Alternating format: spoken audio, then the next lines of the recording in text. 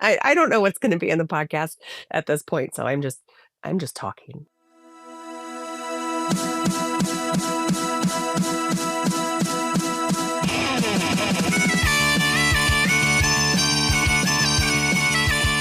This is COYB, the podcast by and for the owners of the Caledonian Braves.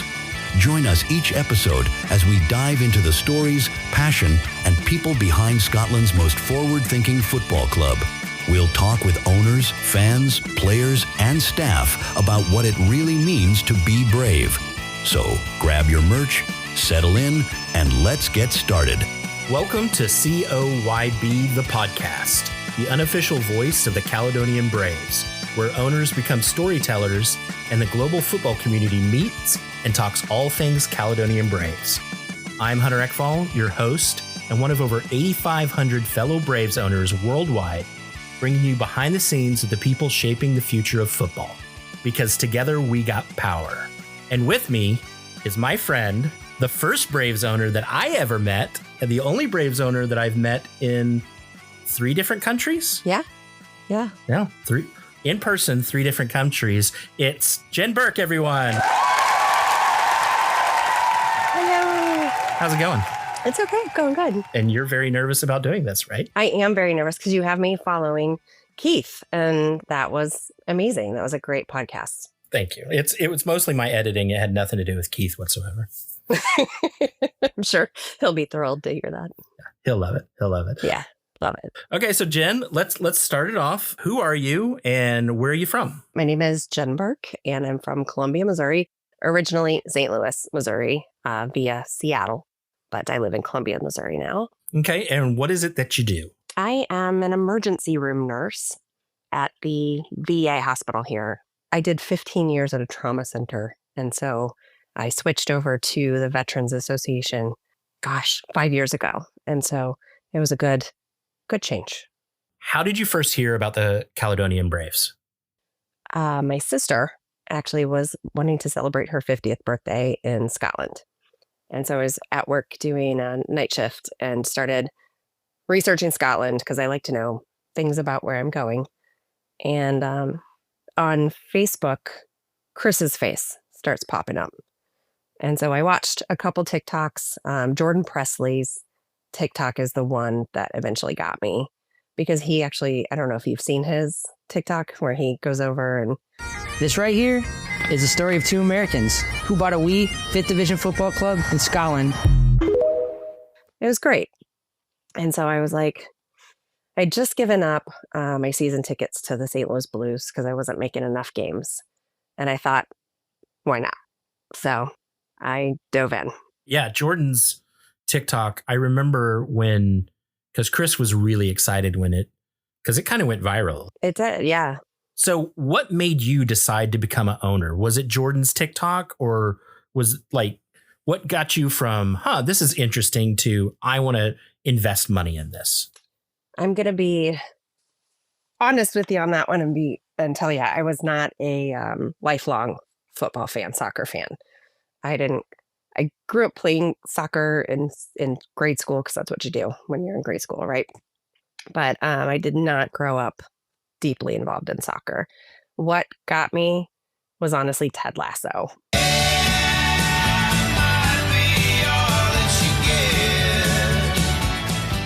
And I know it's silly, and I know some people think it's silly, but Ted Lasso was just a wonderful show and really put forward the sense of community and family and growth and change that I loved that show. And so when I saw that Chris was trying to build this team from the ground up, basically with a community, I was like, that's amazing.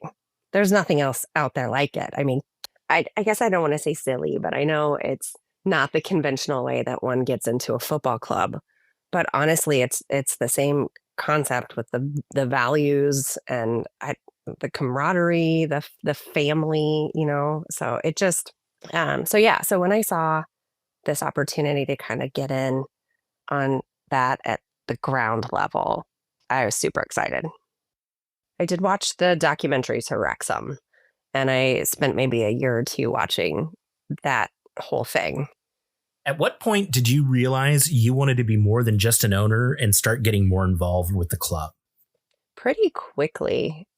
I want to say, so I met Kaz Ballas through, we connected somehow through Facebook and the Caledonian Braves Facebook page, and realized there really wasn't any place for United States owners to like connect and get together and whatnot. So we just independently started that USA Facebook group, not to be like exclusive, but so that we could have a place that we could get together and connect. And so after we started that, and I flew to Seattle in July of 2024. And I was like, hey, anybody out here in Seattle that wants to get together? Because I figured that was a pretty big place. You know, there have to be owners out there.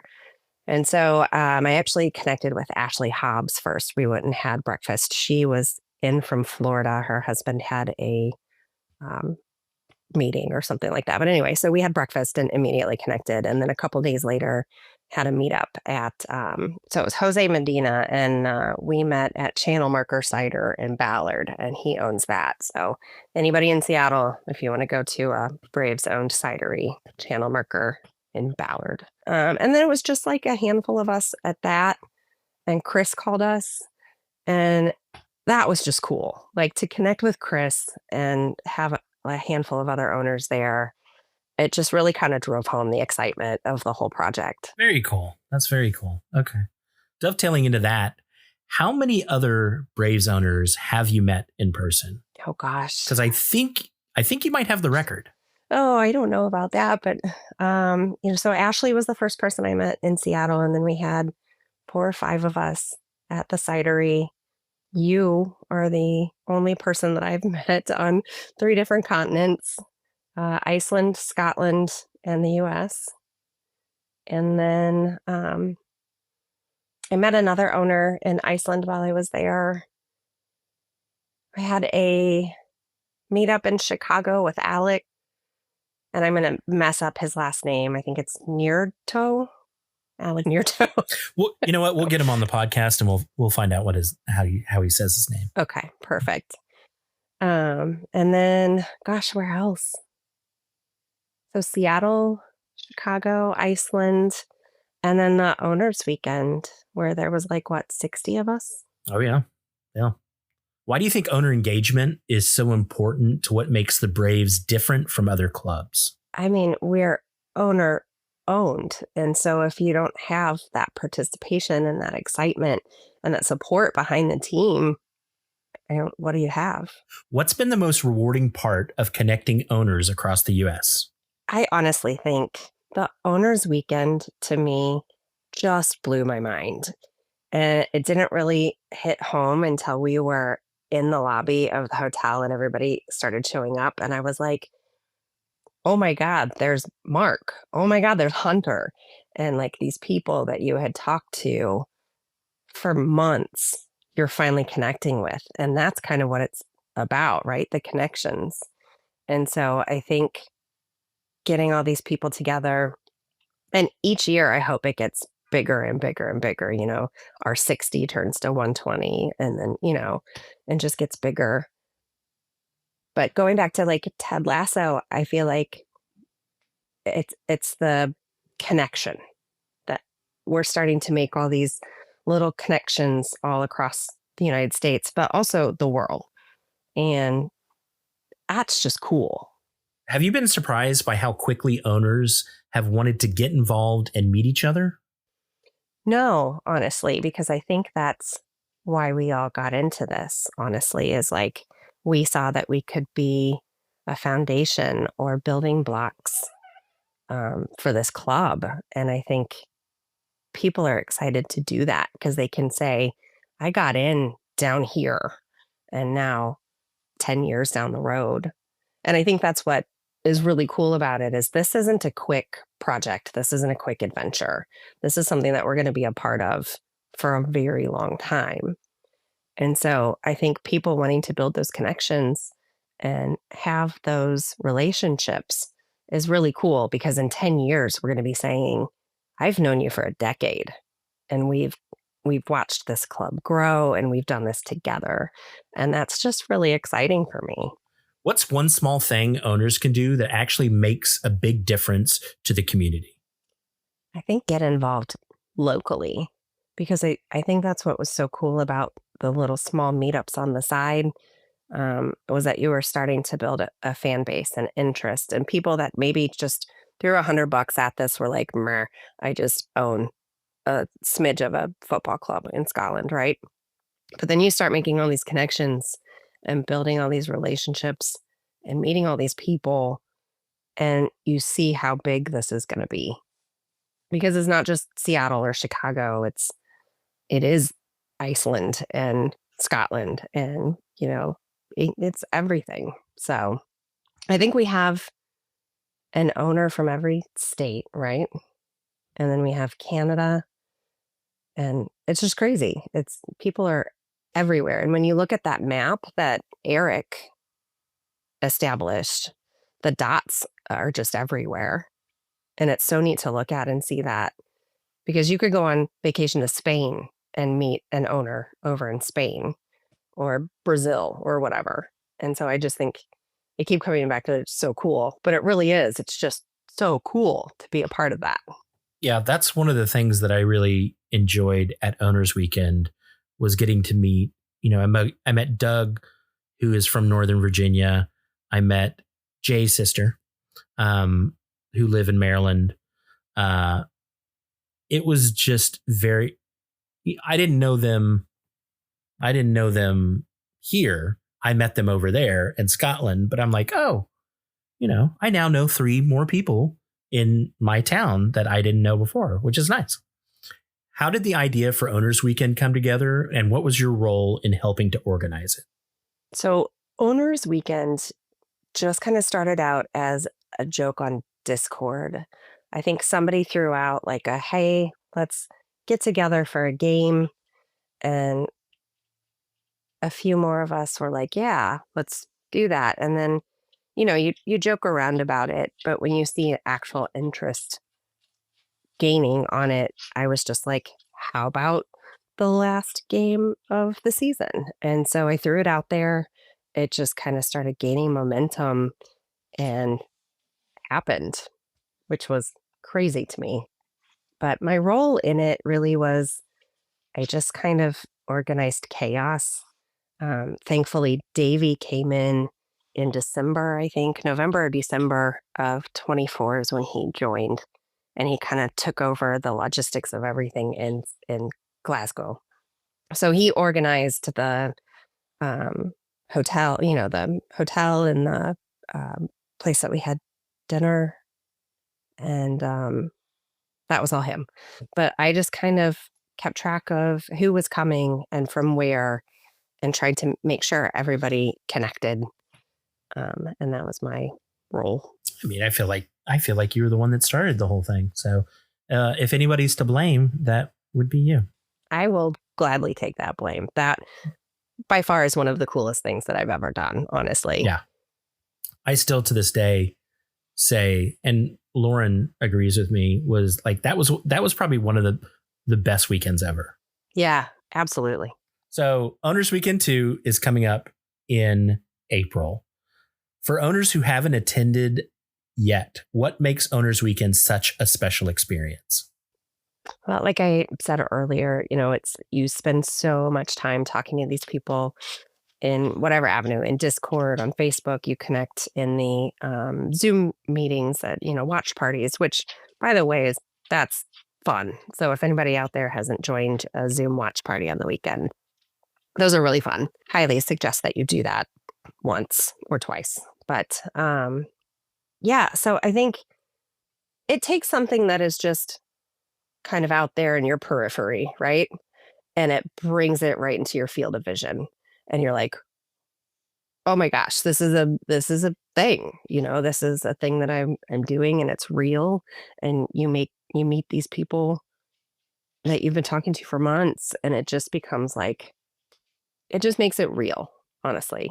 It's like when I saw your face, when I saw Mark, I was like, these are the people that I've made awesome connections with and that are going to be friends for life. And to make that go from something that just was to something that is, I can't describe the feeling, honestly. Yeah, I think I likened it to when I was talking to Keith. To me, it was kind of like Comic-Con, where you have a group of people that are really into this niche thing that not everybody is into, but everybody that was there was really into it. And so it was nice being around a group of people who all loved the same thing that I love as much as I love it. And the fact, like you said, we met lifelong friends like Mark, you, Dan, Ed, Slobber Beans. Aaron jokingly was telling us, yeah, you guys are invited to my wedding. And you know what? Part of me kind of wants to show up. But I'm not going to. I'm not going to crash Aaron's wedding. Just to kind of touch on that.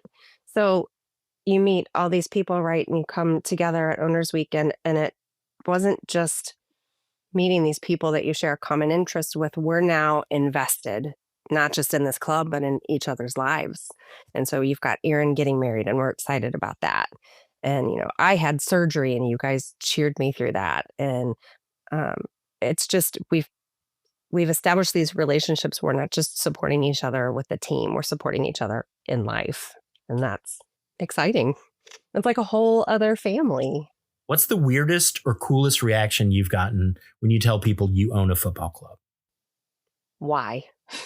Honestly, people are like, why? And then I typically show them the TikToks of, Jordan going over, and I think they all kind of get it after I explain. It's just a really fun adventure with a bunch of weirdos just like me, and yeah, mostly people are just like, why? That's weird. What would you love to see owner engagement look like 1 or 2 seasons from now? For anybody that wants to get involved, however they want to get involved, bringing their talents to the team, because we have such diversity. I'd love to see that, whether or not it's, organizing watch parties in their city, or coming to Owners Weekend, or being at a game once or twice a season.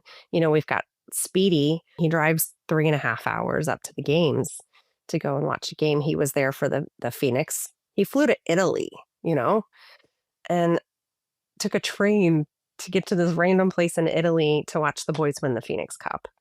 And involvement like that is awesome. And so I'd love to see people get in and get involved however they want to. But to follow friends going to games that we can't be at almost feels like we're there too, because Speedy was at the Phoenix Cup, and I got secondhand excitement just from him being there. And he FaceTimed us afterwards, and the boys were celebrating and partying, and it felt like I was there. And so for people to be involved like that lets us feel involved too. What's your proudest moment as an owner so far? I hate to be repetitive, but that Owners Weekend, seeing the people come together from all over the world.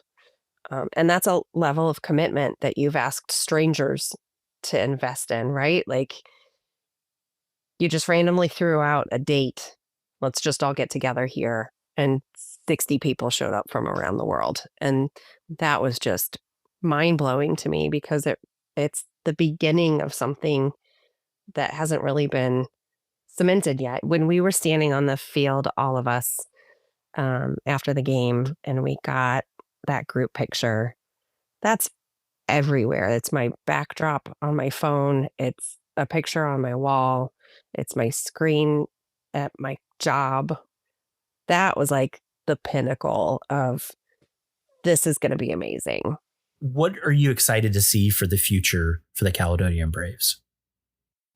I'm really excited that now that the We Funders closed and we kind of have this owners group established, that you've got people like Tom who have been put on this committee to get things going.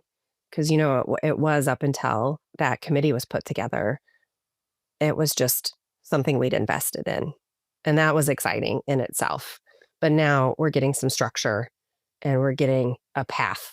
And that's exciting to see. And I'm really excited about Tom. Tom is doing some great things behind the scenes that we don't see. And so I'm really looking forward to having kind of a plan. Owners Weekend 2 is coming up, and Owners Weekend 1 was amazing, but I would love to see Owners Weekend 2 grow and be bigger than it was the first time. I think it's going to be hard to beat Owners Weekend 1, but I think if we get more people involved, we meet more people, it gets bigger. Owners Weekend 2, April 11th. It's not the last game of the season, but it's the last home game. If anybody wants information about that, we don't quite have it yet, but it will come together. So just kind of stay tuned for that. Pay attention to Discord. I'm sure there will be emails. Okay, great. Yeah. And, last year it kind of, it was kind of a nebulous thing until like 2 or 3 months before. And then it like solidified. Yeah. It was unofficial until it was official. Like it wasn't until a month or two, maybe like 2 or 3 months before it actually happened, that it was just something we were doing. And then the club picked it up and away it went. So yeah, I will say that for me, Owners Weekend was one of the best weekends of my life. We got to go to Scotland, which is always a treat. We got to meet the players. We got to hang out with them. We got to go to Alliance Park and watch a game, which to me was definitely a dream come true for me to be on the pitch. It was nice to meet everyone and put, like you said earlier, put faces to names of people that we had been talking to for months to years or whatever. So yeah, I'm excited about Owners Weekend 2. I'm going to be there. You're going to be there. I'm going to be there. Thanks to you, thanks to Mark, I'm going to be there. And that just shows you that the community is, and the relationships is. I broke my leg in July and was off work for a little while, and money was tight. And I had people offer to help pay for my plane ticket just so I could go. And I can't even explain what that means to me, and get a little teary-eyed just explaining it, but that's who we are. So yeah, because together we got power. We got power. I love it. The first time that I went over to Glasgow for a game was in December of 24. And just the hospitality that Chris showed me. I mean, if I hadn't been hooked before, he offered he invited me to the Christmas party. I was spent and I just had a flat tire and barely made it to Alliance Park. And I didn't go to that. But then he invited me to a hockey game with the Edgesport Academy guys. And I went and got to experience a Glasgow hockey game. And then he came to my hotel after, he came to my hotel the morning I was leaving just to say bye. And he didn't have to do that. And I think that was really genuine. And that's what this whole club feels like, is just a genuine group of people, great group of people who care about a common thing. And I do need to give accolades to Davey, because you've got a general manager who wears so many hats. And during halftime, they ran out of milk for people's tea. And Davey went to the store and got milk. The general manager of the team went and got milk for people's tea.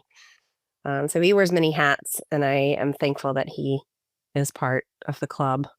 And Adam at everything that he does. And Keith, all the volunteers that I've met going to the pitch. Yeah, it does seem like a genuine bunch of people, and not just at Owners Weekend, we got to meet the players. All of them were so lovely. We also got to meet Davey and some of the staff. They were all lovely. Chris is lovely. Ricky, he'll probably hate me saying this. He's lovely. He's a lovely person. Everybody associated with this, there's never been a person associated with this club that you're just like, ugh, like, I can't believe we've got that. This person's here or something like that. Everyone has been so nice, and they've really created, like you have said before, they've really created a community, a family. Like, that's how it feels. It doesn't feel like we are business owners. It feels like we're a family, a weird family, A weird family. a very extended, weird family, but a family nonetheless. That's another thing is, I mean, we're going to Scotland together for Owners Weekend too, but a handful of us are going to be meeting up in Iceland. Well, not even meeting up. We're leaving Scotland together and going to Iceland and hanging out for another 24 hours in Iceland. That's cool. I can't wait to be in a hot body of water with all of you guys. Where do you see the club in 5 years, 10 years, long-term future for the club? What are you thinking? Or what would you like to see long-term for the club? I'd love to see us get our own home. You know, we're renting Alliance Park, and that's not really our home. That's where it started, and that will always be where we started. But I would really love to see us get a place of our own. And I know that there's the idea out there, and they've looked at places, land to build that. But I think that would be really awesome to just be able to come to our own pitch. And that's the final whistle for this episode of COYB, the podcast, where passion meets the pitch and ownership has a voice. If you're enjoying the journey, don't forget to subscribe, share the show with a fellow Braves owner, and follow us on Instagram. Until next time, respect all, fear none, And come on, you Braves. This has been COYB, the podcast. Make sure you like, share, and subscribe.